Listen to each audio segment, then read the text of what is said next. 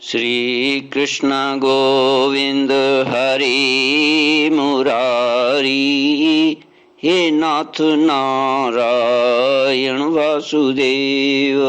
श्री कृष्ण गोविंद हरि मुरारी, हे नाथ नारायण वासुदेव।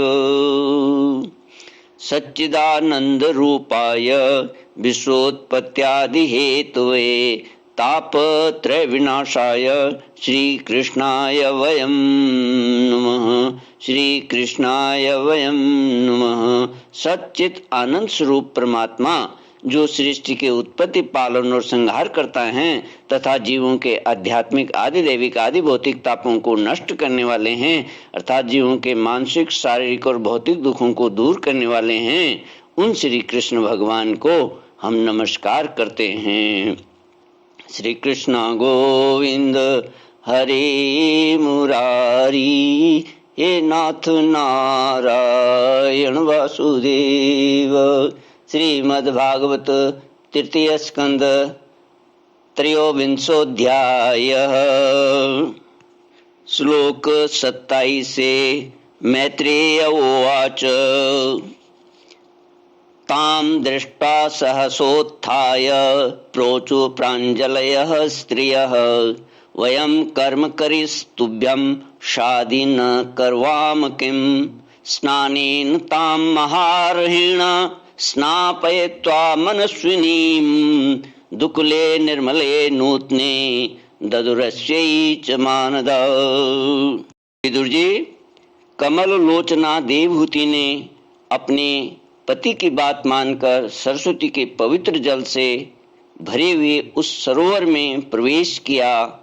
उस समय वह बड़ी मैली कुचैली साड़ी पहने हुए थी।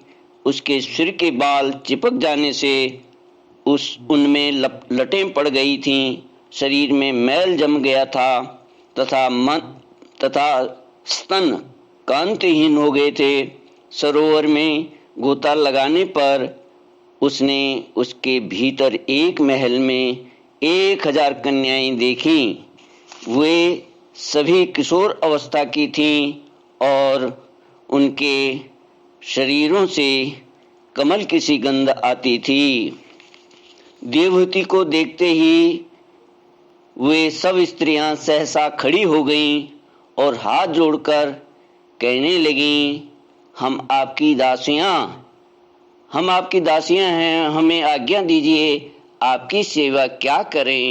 सब स्वामिनियों को सम्मान देने वाली उन रमणियों ने बहुत बहुमूल्य मसालों तथा अन्य आदि गंध आदि से मिश्रित जल के द्वारा मनस्विनी देवहूति को स्नान कराया तथा उसे 2 नवीन और निर्मल वस्त्र पहनने को दिए।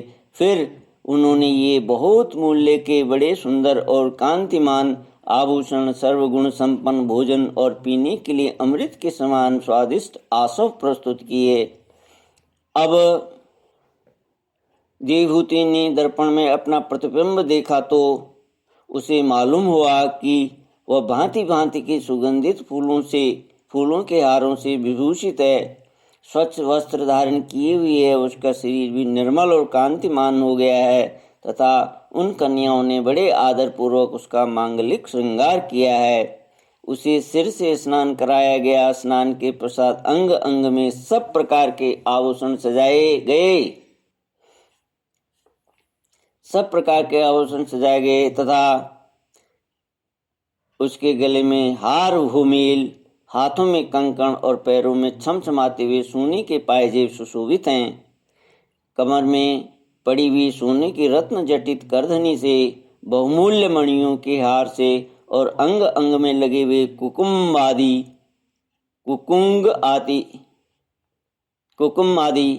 मंगल द्रव्यों से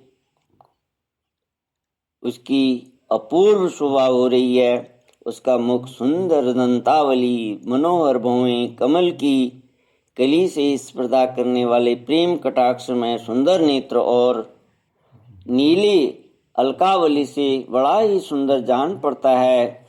विदुर जी, जब देवहूति ने अपनी प्रिय पतिदेव का विस्मरण किया, अपने पति देव का स्मरण किया, देवयुति ने अपनी प्रिय पति देव का स्मरण किया तो अपने को सहेलियों के सहित वहीं पाया जहाँ प्रजापति कर्दम जी विराजमान थे। उस समय अपने को सहस्रों स्त्रियों के सहित अपने प्राणनाथ के सामने देख और इसे उनके योग्य का प्रभाव समझकर देवहूति को बड़ा विस्मय हुआ। शत्रु विजयी विदुर जी, जब कर्दम जी ने देखा कि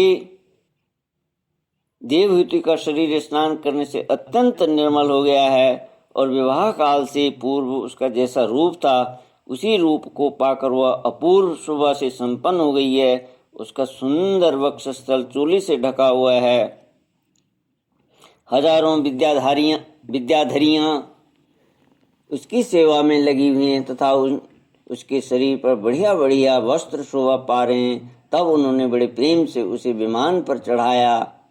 उस समय अपनी प्रिया के प्रति अनुरक्त होने पर भी कर्दम जी की महिमा मन और इंद्रियों पर प्रभुता कम नहीं हुई।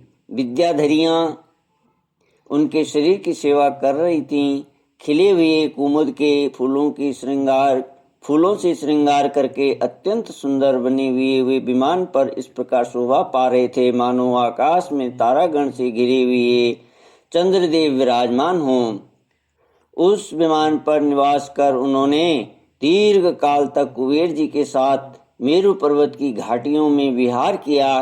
ये घाटियां 8 लोकपालों की विहार भूमि हैं। इनमें कामदेव को बढ़ाने वाली शीतल मंद सुगंध वायु चलकर इनकी कमनीय शोभा का विस्तार करती है तथा श्री गंगा जी की स्वर्ग लोक से गिरने की मंगलमय ध्वनि निरंतर गूंजती रहती है। उस समय भी दिव्य विद्याधरियों का समुदाय उनकी सेवा में उपस्थित था और सिद्धगण वंदना किया करते थे। इसी प्रकार प्राणप्रिया देवयुति के साथ उन्होंने वैश्रम्भक, सुरसन, नंदन, पुष्प भद्र और चैत्र रथ आदि अनेकों देवोद्यानों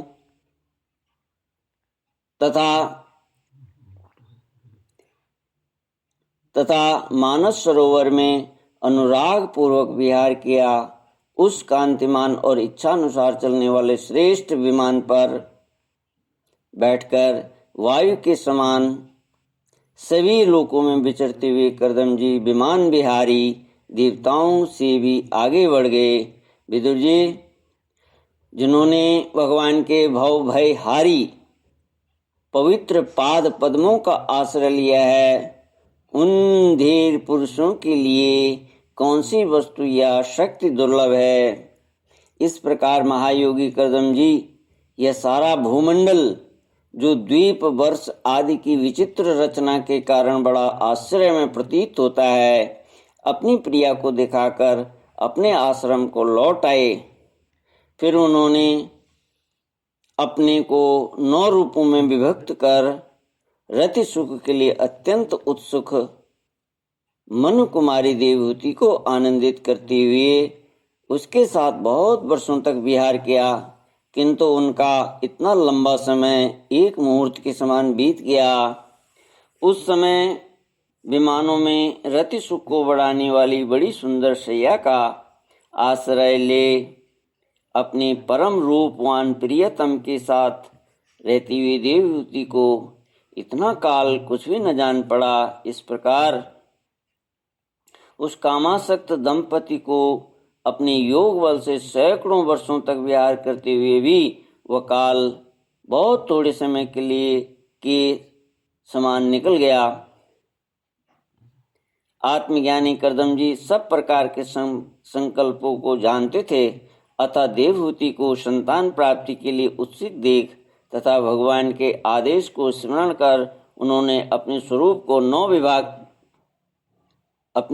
के 9 विभाग किए तथा कन्याओं की उत्पत्ति के लिए एकाग्र चित्त से अर्धांग रूप में अपनी पत्नी की भावना करते हुए उसके गर्भ में वीर्य स्थापित किया। इसे देवहूति के एक ही साथ 9 कन्याएं पैदा हुईं। वे सभी सर्वांग सुंदरी थी और उनके शरीर से लाल कमल की सी सुगंध निकली थी। इसी समय शुद्ध स्वभाव वाली सती देवहूति ने देखा कि पूर्व प्रतिज्ञा के अनुसार उनके पतिदेव संन्यास आश्रम ग्रहण करके वन को जाना चाहते हैं, तो उसने अपने आंसुओं को रोककर ऊपर से मुस्कुराते हुए व्याकुल एवं संतप्त हृदय से धीरे धीरे अति मधुर वाणी में कहा। उस समय वह सिर नीचा किए हुए अपने नख मणिमंडित चरण कमलों से पृथ्वी को कुरेद रही थी। श्री कृष्ण गोविंद हरे मुरारी, हे नाथ नारायण वासुदेवा। श्री कृष्ण गोविंद हरे मुरारी, हे नाथ नारायण वासुदेवा। देवहूतिरुवाच सर्वं तद् भगवान् मह्यम् उपोवाह प्रतिश्रुतम्, अथापि मे प्रपन्नाया अभयं दातुमर्हसि। ब्रह्मन् दुहितृभिस्तुभ्यं विमृग्यापतयः समाः, कश्चित् स्यान्मे विशोकाय त्वयि प्रव्रजिते वनम्। श्री कृष्ण गोविंद हरे मुरारी, हे नाथ नारायण वासुदेवा।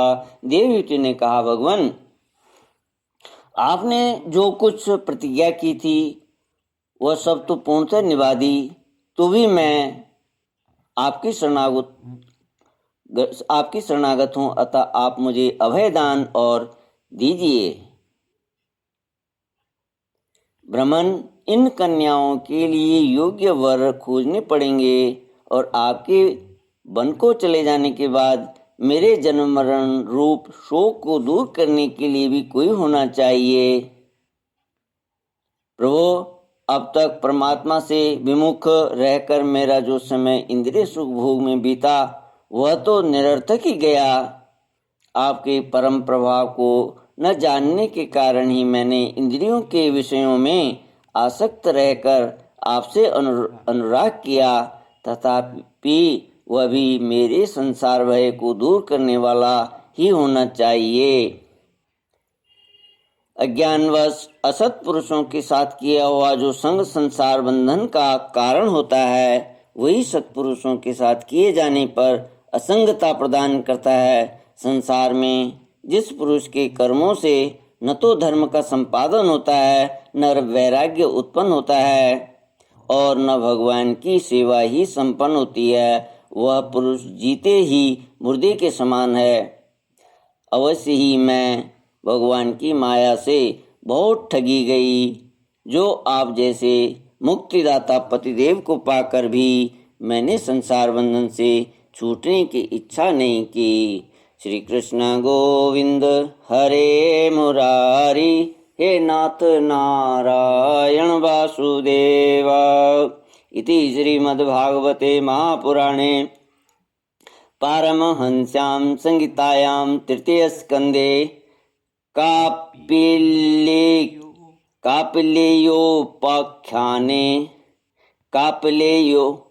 कापलेयोपाख्याने त्रयोविंशोऽध्याय। श्री कृष्ण गोविंद हरे मुरारी, हे नाथ नारायण वासुदेवा। हे नाथ नारायण वासुदेवा। श्री कृष्ण गोविंद हरे मुरारी, हे नाथ नारायण वासुदेवा।